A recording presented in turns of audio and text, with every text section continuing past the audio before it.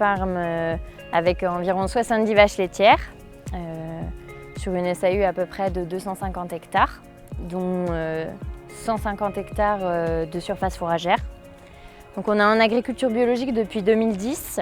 Donc dans le GAEC, on est 2 associés aujourd'hui. Donc moi je suis installée depuis 2 ans avec mon oncle. Historiquement, on a toujours été en Simmental. C'était un choix de mon grand-père qui a démarré la ferme parce que c'était une race mixte qui était à la fois une bonne laitière et puis aussi qui présentait une bonne valorisation de la viande.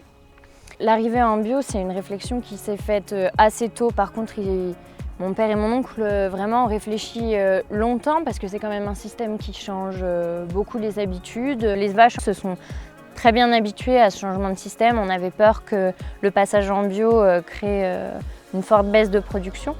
Et au final, ça s'est à peine senti. Moi, quand je suis arrivée sur le GAEC, c'est vrai que j'étais convaincue par le système. On réalise quasiment tous nos vélages sur novembre-décembre. On axe aussi la sélection beaucoup sur les taux. On essaie de rester assez bon en TBTP, donc on est autour des 33, 40. Donc sur les 3 dernières années, on était sur une production un peu plus de 7000 kg de lait. On cherche sur la ferme à avoir la meilleure longévité possible, donc on a un troupeau qui vieillit bien. On dépasse régulièrement les 6 lactations sans problème et c'est là où aussi on se rend compte que du coup c'est beaucoup plus économique pour nous.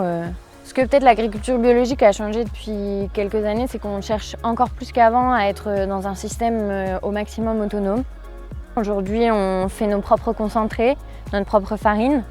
Et on cherche à acheter le moins à l'extérieur. Donc on est aussi passé aujourd'hui à un affouragement en verre. Et puis aussi on avait la chance ici sur la ferme d'avoir une grande surface pâturable. Les vaches laitières pâturent sur plus de 40 hectares.